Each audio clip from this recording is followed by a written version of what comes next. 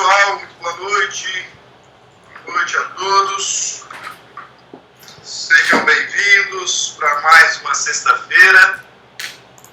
Boa noite, professor. Aula de Direito Civil. Boa noite, Roger.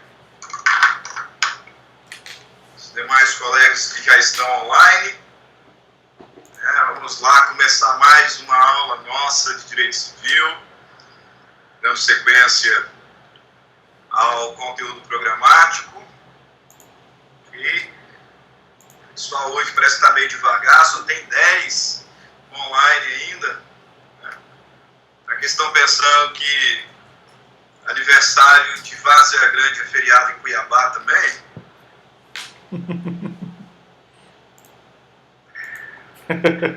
Para trabalhar, né? Isso aí, pessoal. Enquanto os colegas vão chegando, vamos aqui retomar os nossos trabalhos.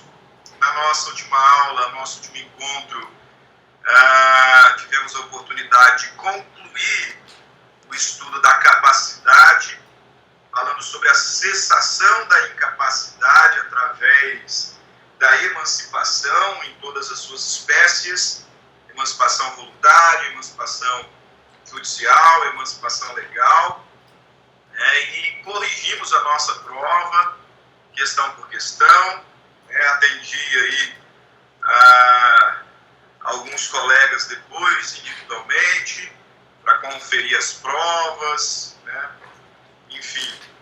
E agora, então, a gente dá sequência ao nosso conteúdo, enquanto o pessoal vai chegando, nosso sexto ponto, nosso sexto tema de estudo, que é o tema dos direitos da personalidade, conforme está aí na sua tela, direitos da personalidade, penúltimo tema da pessoa natural, direitos da personalidade, último tema, fim da personalidade, e a gente fala sobre pessoa jurídica, domicílio e bens. Uma aula para cada um, concluindo assim o nosso plano de ensino, absolutamente em dia. Perfeito? Então, sem delongas, vamos lá trabalhar aqui o nosso conteúdo.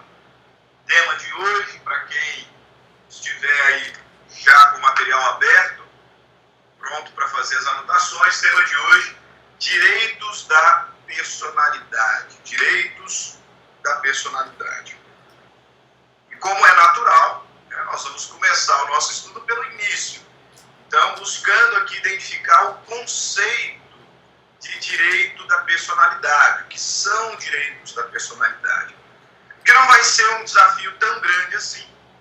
Porque lá na nossa primeira aula sobre pessoas, quando nós definimos personalidade, sendo o atributo definidor da pessoa, nós também definimos a personalidade como o atributo que garante à pessoa uma proteção mínima e existencial por parte do Estado.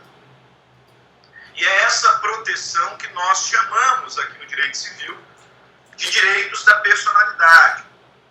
Portanto, inicialmente nós podemos identificar aqui os direitos da personalidade como sendo grupo de direitos deferidos, conferidos a toda pessoa pelo simples fato de ser pessoa, pelo simples fato de ser dotada de personalidade. Feito direitos da personalidade, portanto, grupo de direitos atribuídos a toda pessoa pelo simples fato de ser pessoa, a fim de garantir o que a gente chama de mínimo existencial.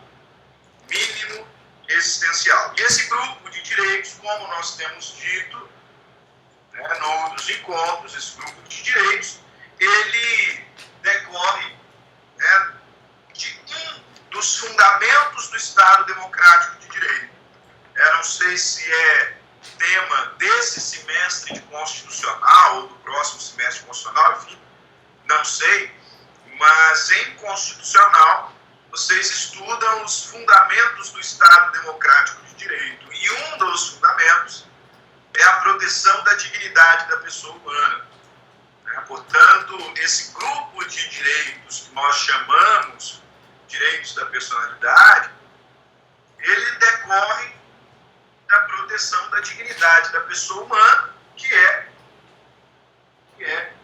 um dos pilares, um dos fundamentos do Estado democrático de direito. Doutrinariamente, nós dividimos os direitos da personalidade em 3 grupos, apenas para fins didáticos, apenas para fins organizacionais, para fins de organização, melhor dizendo. Nós separamos os direitos da personalidade em 3 grupos, a saber, os direitos de integridade física,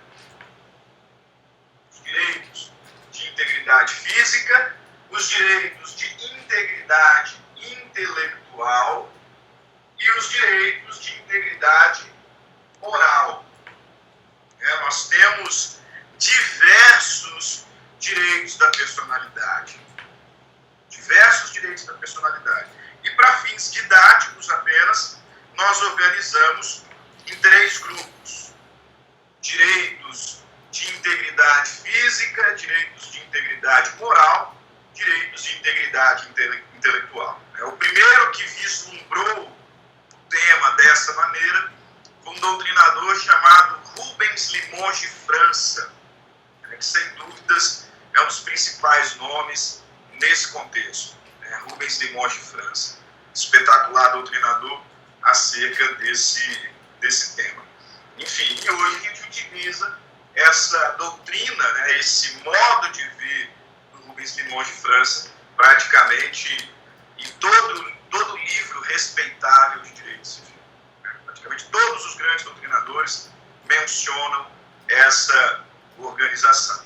Agora, o Código Civil de 2002, que é o nosso código atual, ele inovou, historicamente, porque foi o primeiro diploma, foi o primeiro código a regulamentar os direitos da personalidade de forma específica. Nós não tínhamos, até então, uma lei que falasse especificamente e separadamente dos direitos da personalidade. Sempre estiveram espalhados legislações afora, notadamente legislação constitucional. Então o Código Civil ele inovou. Ele inovou por quê? Porque ele trouxe um capítulo só sobre direitos da personalidade. Capítulo que começa lá no artigo 11 do Código Civil e vai até o artigo 21. Agora, apesar dessa inovação muito bem-vinda, de cara, dá para a gente perceber que 11 artigos é muito pouco, para regular um tema de tamanha importância. Por isso, nós podemos já perceber que o Código Civil, apesar de ter inovado, trazendo um capítulo específico para os direitos da personalidade, esse capítulo ele não é exaustivo. Esse rol de direitos da personalidade que nós encontramos entre o artigo 11 e o artigo 21 não é, e longe de ser, um rol taxativo, um rol exaustivo, de modo algum. Ele é meramente exemplificativo. O legislador, ele inovou, e isso foi muito bom, porque nós temos um trato individualizado ao assunto, mas o Código Civil não exaure o tema. Nós precisaríamos de muito mais artigos do que apenas esses 11 previstos especificamente no Código Civil. Então já pode guardar consigo que nós temos muitos outros direitos da personalidade espalhados pelo Código Civil e também fora do Código Civil. Tá? Por quê? Porque direito da personalidade é tudo aquilo que está relacionado à existência humana, tudo aquilo que está relacionado a dignidade, a proteção da dignidade da pessoa humana. O Código Civil não fala, por exemplo, sobre liberdade religiosa. Mas a liberdade religiosa é, com toda certeza, um direito da personalidade. Então, nós, de imediato, podemos aqui, considerando inclusive esse enunciado que aparece na sua tela, enunciado 274 do Conselho de Justiça Federal, ressaltar que os direitos da personalidade estão regulados no Código Civil, só que de maneira não exaustiva, apenas como demonstração da cláusula geral de tutela da pessoa, que está prevista no artigo 1º, inciso 3 da Constituição Federal. Tá? E, veja bem, não há hierarquia entre os direitos da personalidade. Tá? Não existe um direito da personalidade mais importante do que o outro. Tá? Não há hierarquia entre eles. Por isso, vez ou outra, tá? Não estranhe ao longo da sua faculdade, vez ou outra acontecerá ali algum conflito, alguma colisão entre esses direitos. Aí não tem como nós dizermos que um é mais importante do que o outro. Não.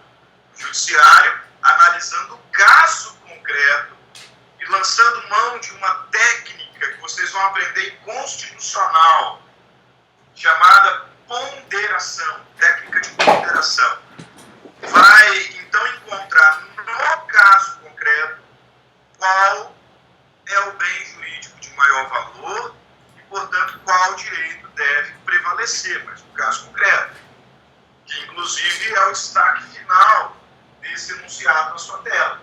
Em caso de colisão entre eles, nenhum pode sobrelevar os demais. De modo que, casuisticamente, analisando ali as peculiaridades do caso concreto, o judiciário vai então ponderar a fim de identificar qual é o bem jurídico de maior valor. Vez ou outra isso acontece, nós vamos inclusive perceber ao longo da nossa aula de hoje algumas colisões de direitos da personalidade. Agora, outro ponto introdutório que também merece destaque é a questão das pessoas jurídicas. Será que a pessoa jurídica é titular de direitos da personalidade? Será? Professor, ela tem personalidade, então sim, mas os direitos da personalidade, eles decorrem da tutela geral da pessoa humana. Os direitos da personalidade decorrem da proteção, da ideia de proteção da dignidade da pessoa humana. Então, veja só, a doutrina, ela caminha bem majoritariamente num sentido de que a pessoa jurídica, perceba, ela não é titular de direitos da personalidade. Não é titular de direitos da personalidade. Por quê? Porque tais direitos decorrem da proteção da dignidade de pessoa humana. Agora, apesar disso, perceba a progressão. Perceba a progressão. A pessoa jurídica não é titular dos direitos da personalidade, porque eles decorrem da ideia de proteção da dignidade da pessoa humana. Apesar disso, o Código Civil, expressamente, no artigo 52, ele diz o seguinte: aplica-se às pessoas jurídicas, no que couber, a proteção.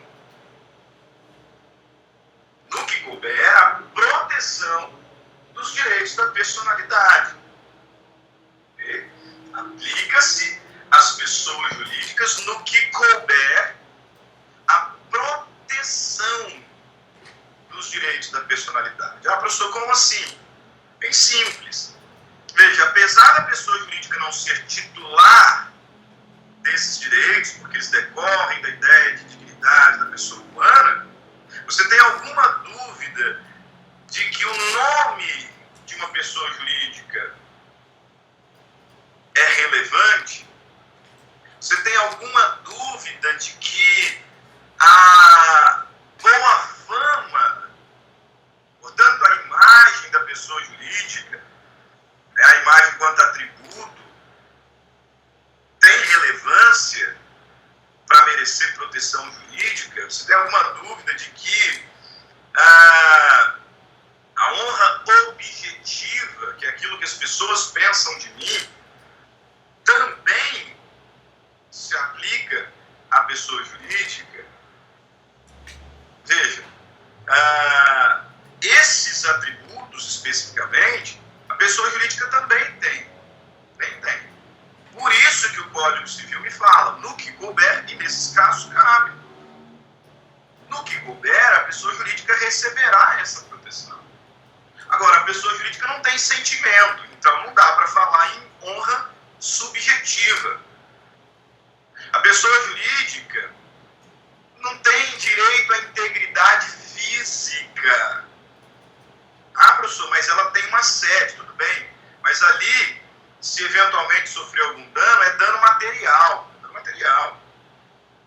A gente não vai falar em integridade física da pessoa jurídica. Então, o Código Civil nos deixa muito claro, no que couber, a gente também vai proteger, vai estender a proteção dos direitos da personalidade às pessoas jurídicas. E é exatamente por conta disso que o STF, através da súmula 227, fala-nos então que a pessoa jurídica pode sofrer dano moral. A pessoa jurídica pode sofrer dano moral. Note vocês, dano moral é a violação, é a ofensa a um direito da personalidade. Já disse isso em aulas anteriores. Dano moral é a ofensa a direitos da personalidade. Apesar da pessoa jurídica não ser titular de tais direitos, quando o Código Civil me diz que no que couber elas receberão essa proteção, o STF vem então complementando, arrematando o assunto e me diz que a pessoa jurídica pode sofrer dano moral. A pessoa jurídica pode sofrer dano moral. Por isso que eu falei, juridicamente, passa por aqui a discussão até mesmo sobre o condomínio. Eu já disse, existem doutrinadores e respeitáveis doutrinadores que pregam, que sustentam, que defendem a personalidade jurídica do condomínio. Sim, há doutrinadores que fazem essa defesa muito bem feita, diga-se de passagem. Só que prevalecendo a tese de que o condomínio é ente despersonalizado, não dá para aplicar ao condomínio a súmula 227. Porque aqui eu não tenho como fazer uma interpretação extensiva. Nesse caso, dá para fazer uma interpretação analógica, porque nós estamos falando de responsabilização civil. Na verdade, a extensão disso à pessoa jurídica já é uma ampliação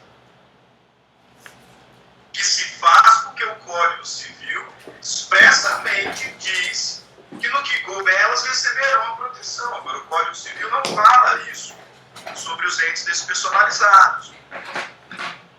Então, mais uma vez, há uma corrente muito bem defendida, facilmente você encontra estudos nesse sentido, que sustentam a personalidade do condomínio. Se nós concluímos que o condomínio tem personalidade, então, ele pode sofrer dano moral. Mas essa não é a tese que prevalece atualmente. Ah, professor, eu não concordo. Tudo bem, não tem problema. Não tem problema. Se nós concordássemos com tudo no direito, não precisava nem de duplo grau. Não precisava nem de espécies recursais. Na verdade, é porque a gente não concorda que a gente vai recorrendo, tentando mudar entendimentos.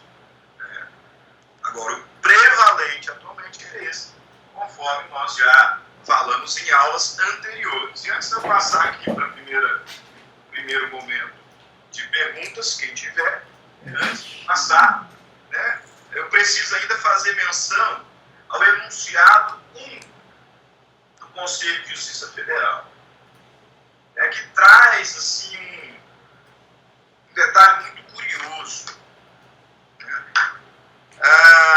Eu já mencionei, não sei quantos se lembram, mas eu fiz essa menção, com certeza, que eu sempre faço nos semestres de pessoas e bens. Existe uma doutrinadora no Brasil chamada Silmara Chinelato. E a Silmara Chinelato, ela diz que o legislador do Código Civil foi covarde, porque ele teve medo de mudar o conteúdo do artigo 2º, que é aquele que diz que a personalidade começa no nascimento. Por quê? No Código Civil de 16, não havia nenhuma preocupação maior com o nascituro. Não havia. Agora, o Código Civil de 2002, até a própria Constituição, traz uma proteção tão profunda ao nascituro, que é o que leva a Silmara Chinelato a dizer, o legislador foi covarde, porque ele montou toda uma estrutura protetiva do nascituro, o que é notório, mas ficou com medo de mudar, o conceito, inicial, a ideia principal prevista lá no artigo 2º. E eu estou falando disso por quê? Porque a proteção ao nascituro é tão grande que a doutrina, de forma praticamente unânime, sustenta que os direitos do nascituro são estendidos até mesmo ao natimorto. Ou seja, o que é um natimorto? É aquele que não nasceu com vida. Ele não nasceu com vida, não respirou. Mas a proteção ao nascituro é tão profunda que alcança até mesmo o natimorto. Batendo, então, e reforçando a ideia de que o nascituro ele não tem apenas expectativa de direitos. Não tem apenas expectativa de direitos. Porque se assim fosse, o natimorto não receberia nenhuma proteção. Mas a doutrina reconhece. Olha só esse enunciado 1. Enunciado 1. Foi a primeira coisa que o Conselho de Justiça Federal, que é um grupo de doutrinadores, tá? Enunciado, eu vou citar bastante agora, enunciado não é lei, tá? E também não é jurisprudência, é doutrina. Tá? Os enunciados, eles são resultados de congressos em que vão lá os grandes nomes do direito civil no Brasil. Em congressos que a gente chama de jornadas de direito civil. E aí eles discutem a interpretação do texto legal, enfim, e fazem a votação para aprovação ou não de um enunciado. E olha só, o enunciado 1, primeiro enunciado do Código Civil de 2002. Olha só o que ele diz. A proteção que o Código defere ao nascituro alcança ao natimorto, aquele que nasceu morto, no que concerne aos direitos da personalidade, tais como nome, imagem, sepultura. Nome, imagem e sepultura. Ok? Então, curiosidade aí que a gente destaca. Perfeito. Próximo ponto são as características dos direitos da personalidade. Mas antes disso, se alguém quiser fazer algum questionamento, se alguém quiser fazer alguma contribuição, fique à vontade para ligar aí o seu microfone. Então, a parte aqui.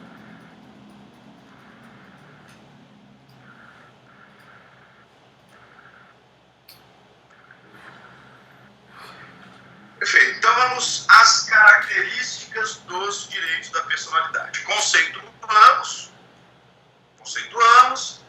falamos sobre a pessoa jurídica, sobre o natimorto. Agora, os direitos da personalidade, eles têm algumas características gerais. Todo doutrinador, ao falar sobre os direitos da personalidade, introdutoriamente, apresenta e discorre sobre as características gerais dos direitos da personalidade. Só que eu preciso ressaltar que essas características são gerais e que vocês vão logo perceber que praticamente todas elas comportam exceção. Praticamente todas elas comportam exceção. Então nós temos ali características gerais, mas características que muitas vezes são excepcionadas. E aí a gente vai percebendo esse diálogo entre regra e exceção ao longo da exposição que eu vou começar aqui agora. Veja bem, as duas primeiras características dos direitos da personalidade é que eles são inatos e eles são vitalícios. São inatos e vitalícios. Por inatos, entenda, os direitos da personalidade, eles são adquiridos no exato momento em que se adquire a própria personalidade. No exato momento em que se adquire a própria personalidade. Então, você concorda com a teoria natalista? Se concorda com a teoria natalista, assim que nascer com vida, o sujeito passa a adquirir, passa a titularizar os direitos da personalidade. Não, professor, eu concordo com a teoria concepcionista. Então logo, ocorra a concepção e a personalidade seja adquirida, o nascituro passará a titularizar os direitos da personalidade. Tá? Então eles são inatos. Eles acompanham a pessoa desde o início. Desde a aquisição da personalidade. E acompanharão até fim, que é a outra característica, a vitaliciedade. Os direitos da personalidade, eles são inatos e vitalícios. Inatos por quê? Porque eles são adquiridos tão logo se adquire a personalidade. E vitalícios porque serão titularizados até o fim da personalidade. Fim da personalidade que se dá com a morte, à luz do que dispõe o artigo 6º do Código Civil. O artigo 6º do Código Civil diz para nós que a personalidade ela é extinta com a morte. Então, logo extinta a personalidade, extinguem-se também os direitos de personalidade. E é nesse ponto que vai, então, aparecer a primeira exceção. Ou melhor, eu nem concordo que seja uma exceção, não. Os doutrinadores falam enfaticamente exceção. Eu, particularmente, não considero exceção, eu considero complemento. Nesse ponto aqui, nós, então, encontramos o primeiro complemento. Porque, apesar da regra de que os direitos da personalidade são extintos com a morte, apesar dessa regra, o legislador protege os direitos, protege tais direitos, mesmo depois da morte. Pera lá, professor, como assim? É exatamente isso. Apesar dos direitos serem extintos com a morte, os atributos do morto, o nome, a imagem, a memória, enfim, são protegidos mesmo após a morte. Professor, mas isso não faz sentido, porque se ele morrer, ele não tem direitos da personalidade. faz sim, pessoal. A gente protege os atributos do morto, não por causa dele, porque ele já morreu. Estou certo que ele não ficou tristinho, porque tem pessoas difamando ele. Certamente ele não ficou tristinho lá. Não. A gente não protege esses atributos por causa do morto. A gente protege por causa das pessoas que lhe eram próximas. A gente protege, a gente estende, a gente prolonga essa proteção por conta das pessoas que eram próximas àquele que faleceu. E isso está expresso no Código Civil. Se você abrir aí o seu código, artigo 12 do Código Civil, abra aí. Não acompanha só na tela, não abra, para que você possa fazer as marcações devidas. O artigo 12 do Código Civil, ele vai falar sobre a proteção dos direitos da personalidade. Daqui a pouco falo sobre isso. Só que no parágrafo único, olha só o que o legislador enuncia. Parágrafo único. Em se tratando de morto, terá legitimação para requerer a medida prevista no artigo o cônjuge, sobrevivente ou companheiro. Isso aqui se aplica à união estável também. Ou qualquer parente em linha reta ou colateral até quarto grau. Se tratando de morto, poderão buscar em juízo a proteção prevista no artigo 12, cônjuge do falecido, ou companheiro se vive em união estável, e qualquer parente em linha reta, ascendentes, descendentes, ou colaterais, até o quarto grau. E lá no artigo 20, dá uma caminhadinha lá no artigo 20, o legislador está falando sobre direito de imagem. Direito de imagem. E aí no parágrafo único, que é esse aqui de baixo, tá? Que é o parágrafo do artigo 20, então o legislador vai dizer que em se tratando de morto ou ausente, são partes legítimas para requerer essa proteção. Que proteção? Proteção da imagem especificamente. Da imagem especificamente. O cônjuge, os ascendentes e os descendentes. Tá? Eu preciso até fazer aqui um destaque importante. Porque quando o legislador fala especificamente sobre imagem da pessoa que já faleceu,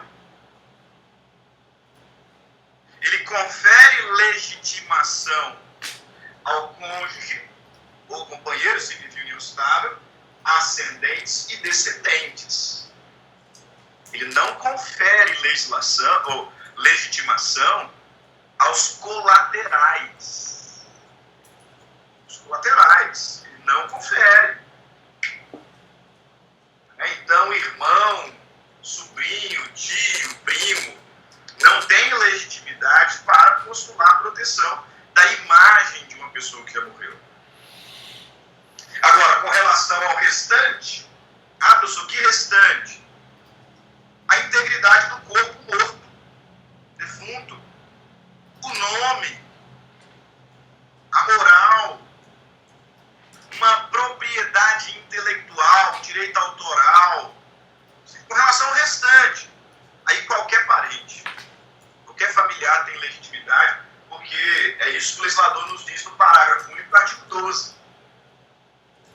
E percebam o seguinte, esses dois dispositivos, o artigo 12 e o 20, nos seus parágrafos únicos, esses dois dispositivos são os fundamentos do que nós vamos chamar lá no Direito Civil 8. Lá no Direito Civil 8, que é o direito chamado responsabilidade civil.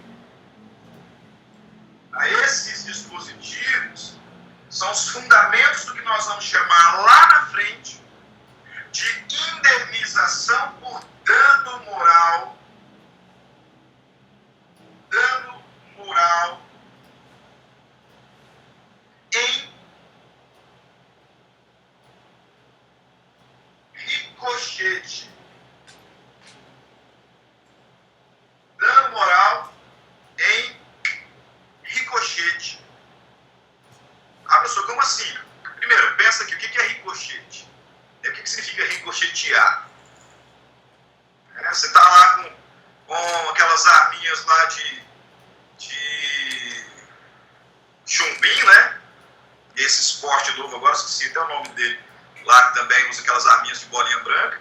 Você está lá com aquilo, dá um tiro e bate num lugar, desvia e atinge outros, e ricocheteou. A ideia é exatamente essa. Por quê? Porque a ofensa não foi praticada contra mim diretamente. Foi praticada contra o meu pai falecido. Só que me atingiu também. Me atingiu também. Se ricocheteou.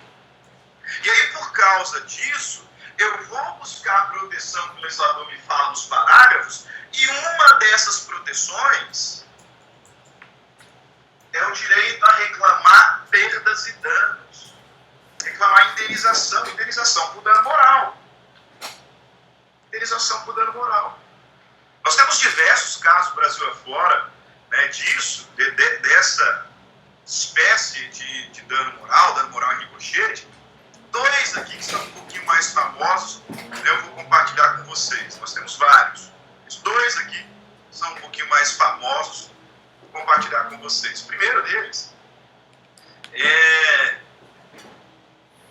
foi um caso envolvendo aquele jogador de futebol falecido, Garrincha, Mané Garrincha. Depois da morte do Garrincha, anos depois da morte do Garrincha, um determinado sujeito, ele escreveu uma biografia do jogador.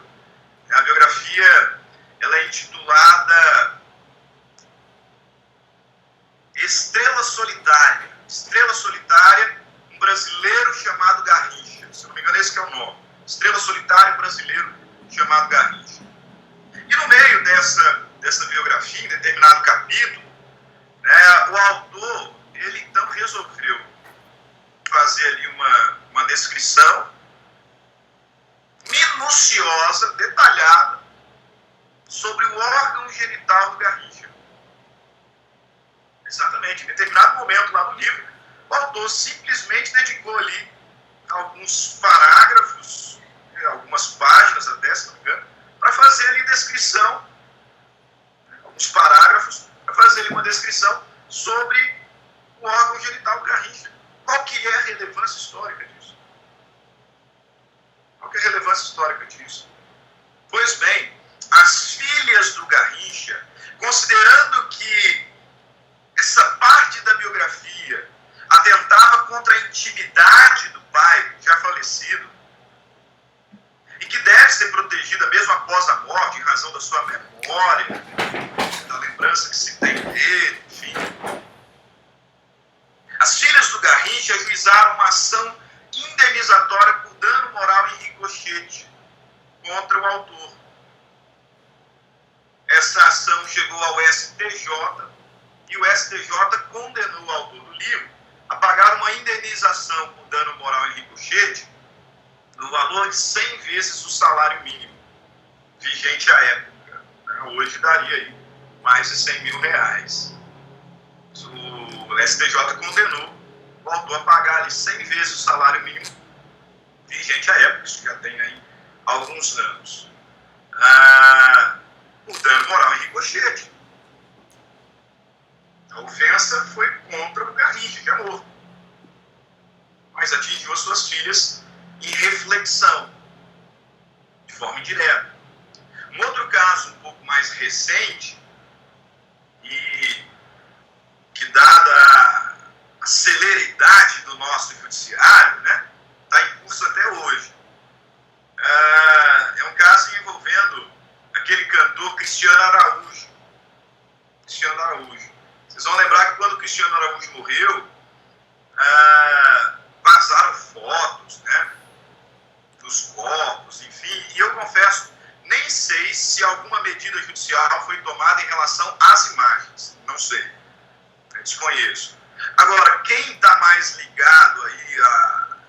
assunto, né, quem gostava, talvez gostava bastante do Cristiano Araújo, ou simplesmente, né, acompanhou aí todas as notícias em torno do falecimento dele, vai lembrar que pouco tempo depois do falecimento do cantor, aquele apresentador da Rede Globo, Zeca Camargo,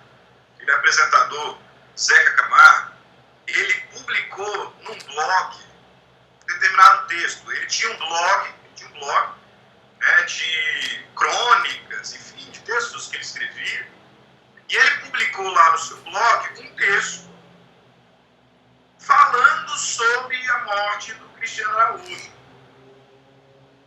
E em dado momento do texto, se você buscar no Google, eu acredito até que você encontre aí facilmente, em dado momento do texto, o Zeca Camargo começa a falar da seguinte maneira. Ele fala que o que o surpreendia mesmo, o que lhe causava espanto, não era nem as circunstâncias da morte. A morte foi violentíssima, mas isso acontece. E ele é jornalista, então ele já viu, né, várias situações como essa. De maneira que o que o surpreendia não eram as circunstâncias da morte. Mas ele diz o seguinte: a hipocrisia do povo brasileiro. A hipocrisia do povo brasileiro que estava lá, ele usa essa expressão, né, correndo para um abraço coletivo aos prantos, né, por conta de um artista até então insignificante. Exatamente, ele usa essa expressão. Ele usou essa expressão. Que ele ficava assustado, como de um dia para o outro, alguém fala dessa maneira, alguém que era até então praticamente desconhecido, simplesmente comoveu ali o Brasil inteiro. Pessoas que eram fãs, sim, mas muitas pessoas que sequer conheciam ele. O cara escreveu lá um texto e postou no blog dele, fazendo esse tipo de crítica. E, obviamente, extremamente infeliz, né, cá para nós. Eu até confesso que, assim, eu não sabia quem era o Cristiano Araújo. Mas porque eu não gosto tanto assim, né, do estilo musical. Até eu ouço e tudo, mas não é o meu estilo musical preferido. E eu não sabia quem era o Cristiano Araújo. Eu me lembro direitinho do dia da morte dele, porque no dia seguinte eu estava entrando em sala para dar aula de Direito das Sucessões. A gente fala exatamente de herança, na Unic Beira-Rio. Estava entrando para dar aula de sucessões e uma aluna veio desesperada. Professor, você viu o que aconteceu? Eu falei assim, não vi. É que o cantor lá, o Cristiano Araújo, morreu. E eu me lembro, eu perguntei para ela, quem é ele? Não sabia. Mas nem ousaria escrever algo dessa natureza, como o Zeca Camargo fez. E, enfim, resumo da ópera. O pai do Cristiano Araújo e o empresário dele ajuizaram uma ação indenizatória por dano moral em ricochete contra o Zeca Camargo.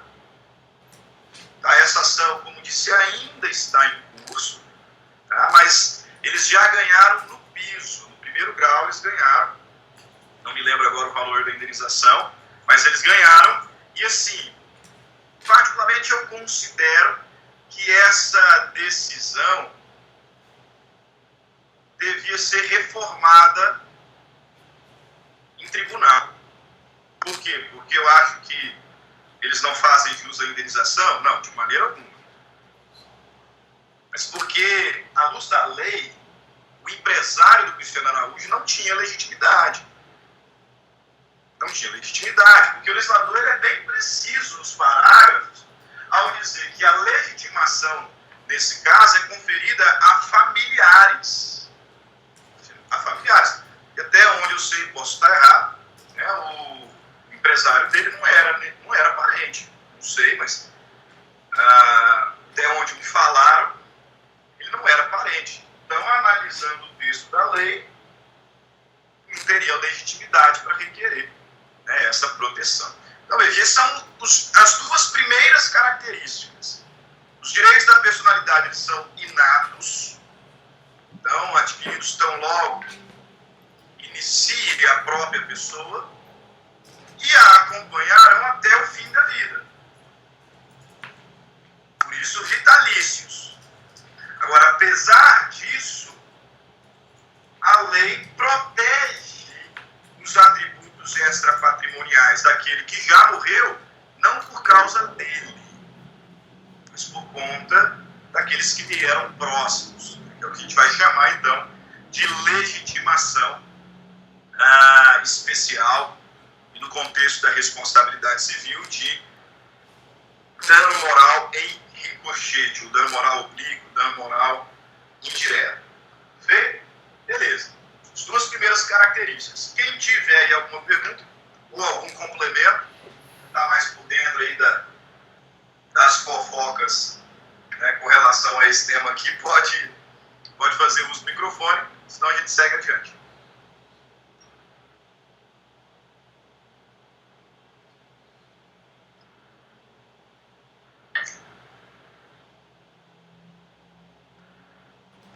Perfeito.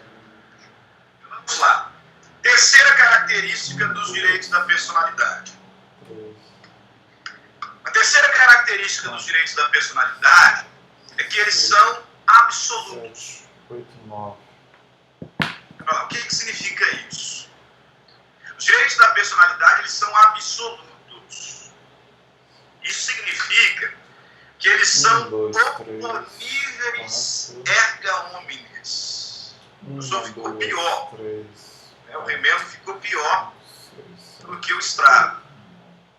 Eles são oponíveis erga omnes. O que significa? Eles são oponíveis em face à coletividade.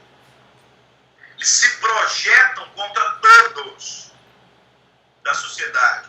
De maneira que a ninguém é dado o direito de ofender algum dos meus atributos extrapatrimoniais. Os meus direitos da personalidade eu exerço em face a todos vocês. Todos vocês. Independente das relações jurídicas que nós desenvolvemos. Independente. Os direitos da personalidade, eles são exercidos e oponíveis em face a toda a coletividade. Esse aqui é um destaque, essa é uma característica que fará um pouco mais de sentido daqui a alguns semestres.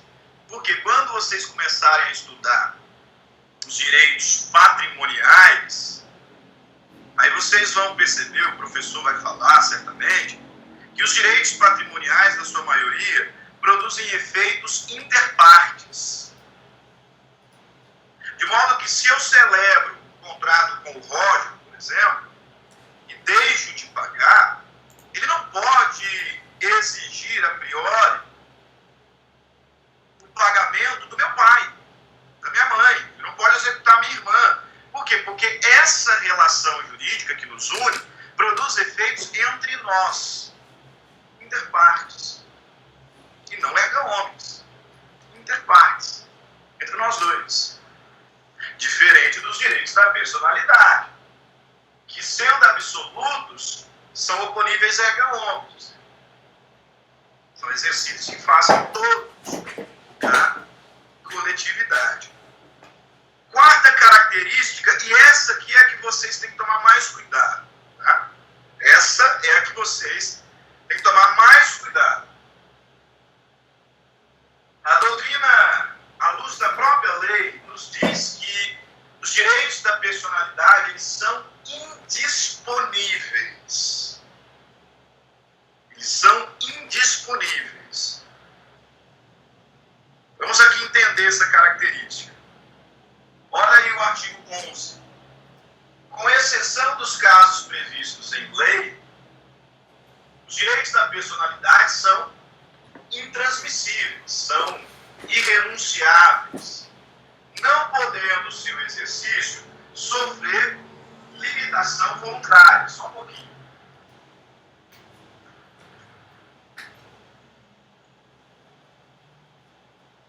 Voltei aqui. Eles não podem sofrer limitação voluntária. Então eu não posso abrir mão dos meus direitos da personalidade. Não tem como. Tá? Eles são indisponíveis. E aí é exatamente nesse ponto que algumas pessoas acabam fazendo confusão. Né? Por exemplo, quando se fala em eutanásia no Brasil. Eutanásia no Brasil, né? Que é aí o direito de morrer antes do tempo. Antecipar a morte. Abreviar a vida. Em razão de uma doença que envolve dores cruciantes, enfim. Nós temos aí diversos países que admitem a eutanásia. Alguns estados, lá nos Estados Unidos, a Holanda, a Bélgica, a situação mais assim, extrema da Suíça. E nesses lugares, eles falam então em direito à morte digna. Direito à morte digna. O Brasil proíbe a eutanásia. Professor, mas eu já ouvi casos, vocês vão aprender em momento oportuno, tá? O Brasil, ele admite a chamada ortotanásia. Ortotanásia. Depois, quem tiver curiosidade, joga lá no Google. O negócio é que, geralmente, as pessoas fazem uma confusão de expressões, tá? Porque nesse contexto aqui de estudo, nós temos diversas figuras. Nós temos a eutanásia, a ortotanásia, tem também a distanásia e ainda a mistanásia. Várias figuras, né? A eutanásia é a abreviação da vida, é a antecipação da morte. Morte fora do tempo, antecipando. Que a pessoa sofre ali dores cruciantes, enfim, tem uma doença terminal, quadro clínico irreversível. O Brasil não admite a eutanásia. E aí, quando temos ali alguns debates em torno do tema, não raras às vezes, eu ouço pessoas falando o seguinte, e às vezes até operadores do direito, dizendo o seguinte, que no Brasil é um absurdo não se reconhecer a eutanásia, porque o que a Constituição defende, o que a Constituição estipula, estabelece, é o direito à vida. E proibindo a eutanásia, a gente transforma a vida não em um direito, mas em uma obrigação. Como se nós não tivéssemos direito à vida, mas fôssemos obrigados a viver. Alguns falam dessa forma. Assim, o fundamento, um aspecto aí de convencimento, pode até ser bom. Tecnicamente está errado. Tecnicamente está errado. É direito. É direito. Mas quem disse para você que você pode renunciar a todos os direitos que você tem? Esse é o grande detalhe. Nós temos direitos que são indisponíveis, que são irrenunciáveis. São direitos. Mas dos quais eu não posso abrir mão. Dos quais eu não posso abrir mão. Eles são indisponíveis. E essa é uma das características dos direitos da personalidade. O direito à vida é um direito de personalidade, de integridade física. Portanto, ele é indisponível. Ele é indisponível. Eu posso abrir mão. Agora, eu pedi para que vocês tenham muito cuidado com essa característica pelo seguinte. Muito embora apresentemos dessa forma, os direitos da personalidade eles são indisponíveis, na verdade, os direitos da personalidade eles são relativamente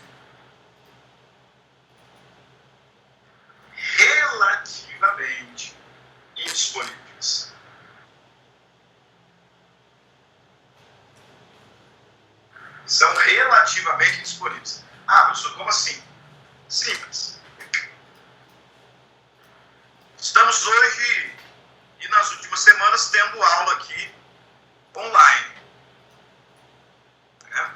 Transmissão ao vivo. Perfeito. No momento em que foi autorizada a realização dessas aulas online, nós, professores, recebemos, por parte da Croton, um aditivo contratual a ser assinado, onde nós dizemos o quê? Nós cedemos para a Croton o nosso direito de imagem das aulas que serão transmitidas. A imagem, pessoal, é direito de personalidade, integridade moral. Está dentro do pilar da integridade moral. A imagem é direito de personalidade. E veja você, eu fiz a cessão da minha imagem.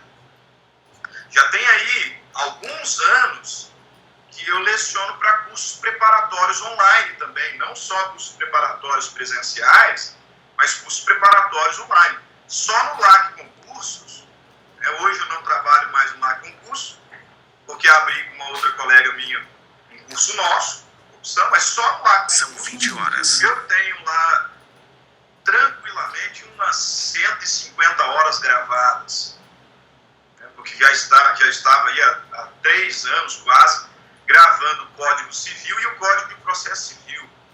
Então, tranquilamente devo ter lá umas 150 horas gravadas. E quando o professor Luiz, que é o dono lá do concurso, ele nos contratava ali para gravar, durante muito tempo eu gravei todas as semanas, né? Mas os contratos eram sempre individuais. Lá no nosso contrato vinha o pagamento pela hora-aula, que era X, e o pagamento pelos direitos de imagem. Se eu estava vendendo a minha imagem, vendi a minha imagem. A imagem é direito de personalidade. Isso não são indisponíveis? Como pode eu vender a minha imagem? Sim. Isso, inclusive, é muito comum. Encontra fundamentação legal. Então, eles não são indisponíveis, ponto. Na verdade, alguns direitos da personalidade podem sim ser cedidos. Por exemplo, a imagem. Outro. Intimidade e privacidade. São direitos de personalidade. Que as pessoas abrem mão temporariamente quando entram em programas tais como BBB, Fazenda, Power Couple Brasil, enfim, esses reality shows aí, Brasil afora. As pessoas estão abrindo mão ali da intimidade e da privacidade. Em razão de contrato. E o BBB já está aí na 20ª edição, né? E ninguém proibiu esse programa por ofensa à indisponibilidade dos direitos de personalidade. Por quê? Porque, na verdade, eles são relativamente indisponíveis. Aqui, sim, nós temos exceções. Alguns direitos da personalidade, eles podem ser cedidos, gratuita ou onerosamente. Agora, o que nós precisamos observar é que, mesmo nesses casos, o direito ele não pode ser cedido de forma permanente ou geral. Ah, professor, como assim? Ad eterno? Eu vendi lá a minha imagem para o professor Luiz e por conta disso, até eu morrer, se ele quiser, ele pode usar lá aquelas aulas. Não pode não. Essa disposição não é permanente. Pode ser permanente. E nem geral. Como assim? Faz o que quiser. Faz o que quiser. Eu cedi aqui o meu direito de imagem para a Croton nesse período de pandemia, não só por conta de teletrabalho que veio da MP, não sei das quantas. Não é isso.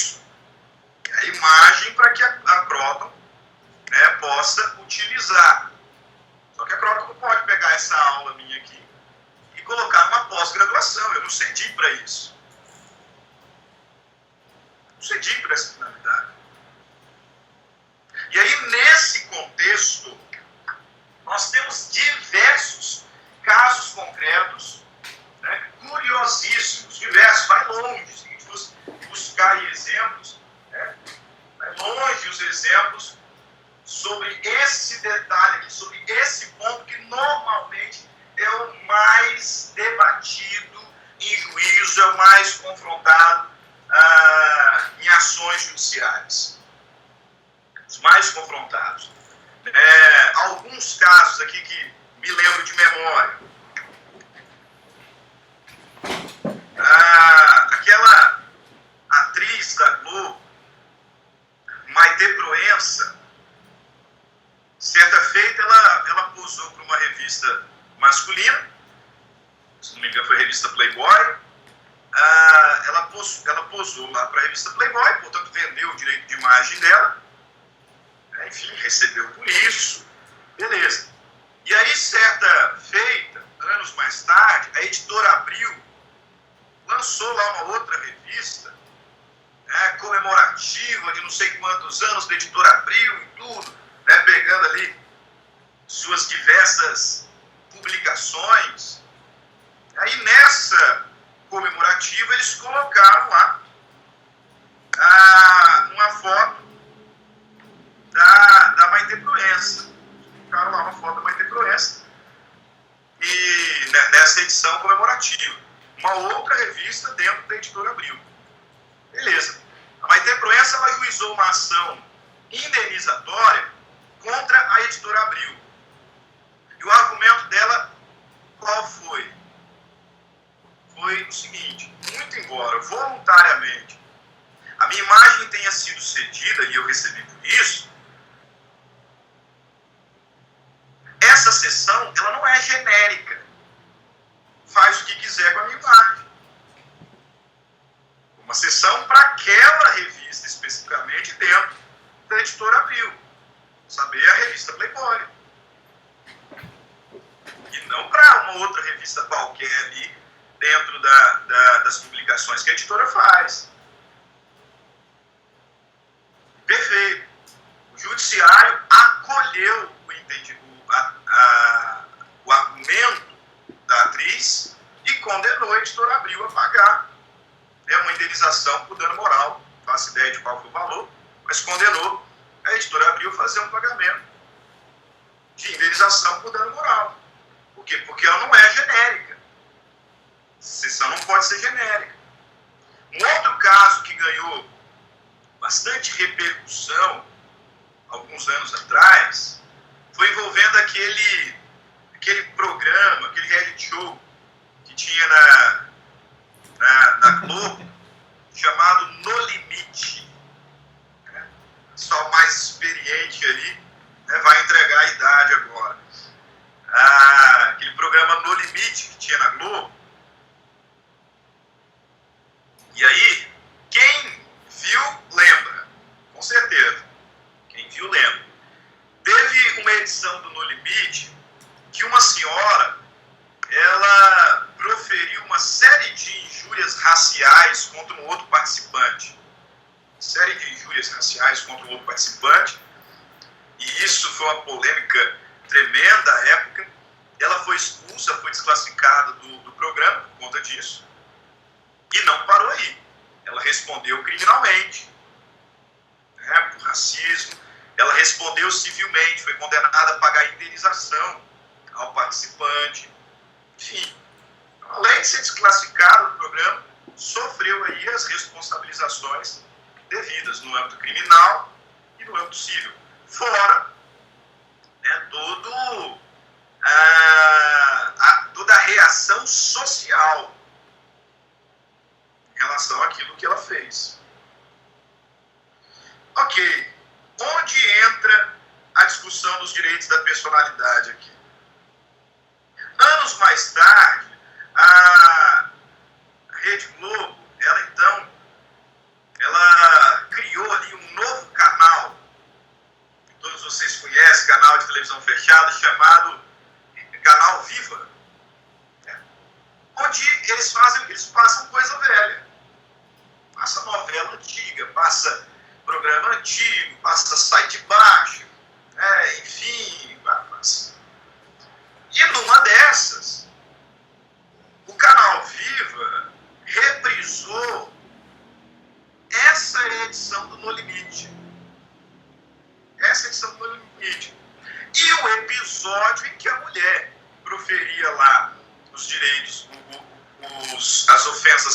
legais contra outro participante, que gerou lá a sua desclassificação, enfim. Beleza, passou. Essa mulher ajuizou uma ação indenizatória contra a Rede Globo. Ajuizou uma ação indenizatória contra a Rede Globo. E o fundamento dela foi, quem quiser depois pesquisar sobre isso, tá? Esse é um direito que hoje muito se fala. Tá? Se jogar lá no Google, você vai achar uma enxurrada de artigos científicos. O fundamento dela foi o quê? Que ela tinha direito ao esquecimento. Direito de esquecimento. Como sendo um direito de personalidade. Porque ela alega em juízo que, de fato, lá no passado, cedeu a imagem, cedeu o nome dela, inclusive para reprises futuras. Só que a despeito dos termos contratuais,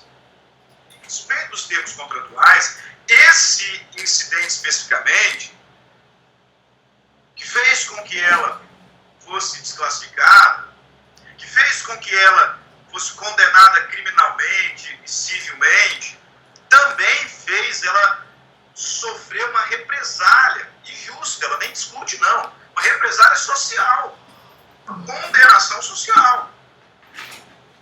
E aí ela disse para o juiz, ora juiz, fiz, não nego que eu fiz, só que eu fiz e paguei. Eu paguei criminalmente, eu paguei civilmente e paguei socialmente.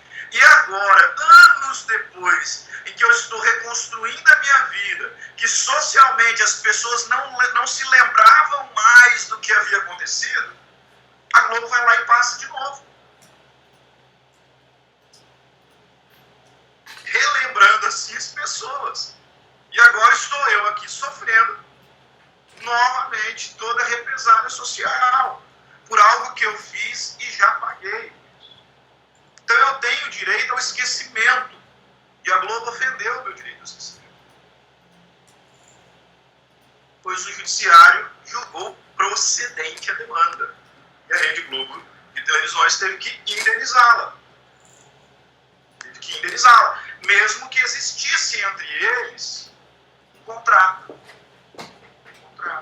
Só que o judiciário entendeu que a cláusula contratual foi, nesse momento, utilizada, exercida de forma abusiva por parte da Rede Globo de televisão. Vou discutir aqui se ela tinha direito ou não. O mérito. Passa para vocês a conclusão do Poder Judiciário. Enfim, observe, os direitos da personalidade eles são relativamente indisponíveis, porque alguns eu posso dispor. Alguns eu posso.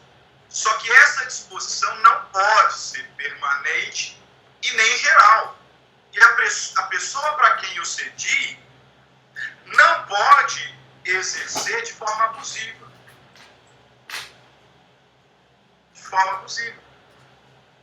Não pode. Eu gravei lá 150 horas no ar concurso. E agora eu comecei aqui o meu curso com uma amiga minha, uma professora amiga minha. Não pode o professor Luiz, que ainda tem os direitos dessas aulas. Ele está lá vendendo, tranquilo. E pode vender, eu recebi por isso. Se você entrar lá no YouTube, você vai encontrar um monte de vídeos meus no Lá Concurso. Agora, ele não pode pegar ali partes de vídeos que eu gravei, né, para fazer ali uma montagem específica que me ofenda. Ah, mas eu cedi a minha imagem para ele. Tudo bem, mas ele não pode exercer de forma abusiva. Ele não pode fazer o que quiser com a imagem, mesmo que tenha sido celebrado entre nós um contrato. Veja aí na sua tela, esses dois enunciados. Enunciado 4 e o enunciado 139 do Conselho de Justiça Federal. O exercício dos direitos da personalidade pode sofrer limitação voluntária, desde que não seja permanente nem geral. Enunciado 139. Os direitos da personalidade podem sofrer limitações, ainda que não especificamente previstas em lei, não podendo ser exercidos com abuso de direito do seu titular, contrariamente à boa-fé objetiva e aos bons costumes. Então, existem aqui limites. Ah, pessoal, mas esses limites são muito genéricos. Sim, pessoal, e é de propósito. É de propósito. Por quê? Porque essa análise tem que ser caso a caso. Nesse contexto, o legislador e a doutrina mesmo não tem como nos trazer aqui limites fixos, determinados. Por quê? Porque as situações variam. Eles nos trazem parâmetros para analisar o caso concreto. Por exemplo, teve uma certa pessoa aí que tentou alegar em juízo o direito de esquecimento, mas não conseguiu. Não conseguiu. Quem? Sobre quem estou falando? Sobre a senhora Xuxa Meneghel. Lembra aí na cabeça, o que você acha que a Xuxa Meneghel gostaria que fosse esquecido? Aquele filme que ela fez quando era nova, em que ela tem relações sexuais com um pré-adolescente. A rainha dos baixinhos. Ela buscou no judiciário, quando saiu aí esse vídeo, internet afora, enfim, esse filme, buscou no judiciário essa tese do direito ao esquecimento, porque é algo que ela fez no passado, que ela não gostaria de ser lembrada e que atingia a sua intimidade. O que o judiciário falou para ela? Nesse caso, você não tem. Ah, professor, mas por quê? Que lá no limite tinha e aqui não tem. Porque aqui é um filme, né? Houve um roteiro. Ela leu o roteiro. E ela aceitou fazer daquela forma. Lá no caso do reality show, ainda que houvesse um contrato, o que a gente mais tem são exemplos que saem do controle desse tipo de programa. Então não é roteirizado. É roteirizado. E a pessoa, nesse caso do No Limite, foi responsabilizada criminalmente. Foi responsabilizada civilmente. No caso da Xuxa, não. No caso da Xuxa, ela aceitou fazer o filme com aquele roteiro e nunca questionou aquela cena. Quando da realização dos filmes. Aí o judiciário veio e falou assim, não, a senhora não tem direito ao esquecimento nesse caso. Não tem direito ao esquecimento nesse caso. Então nós não temos como colocar limites fixos.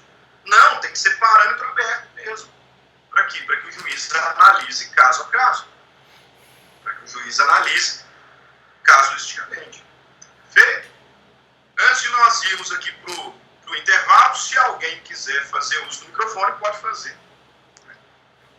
Está liberado.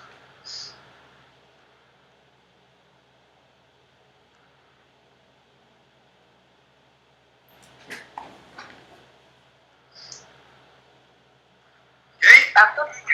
Tranquilo, professor. Tranquilo? Então bora para o intervalo. Quer tocar direto? Quer tocar direto? Não, deixa eu dar uma sentada aqui, a gente volta. Mas rapidinho. Toca direto e encerra 8h30. 8h30 a gente volta. Tá? 15 minutinhos, jogo rápido. Só para tomar uma água, descansar um pouquinho, já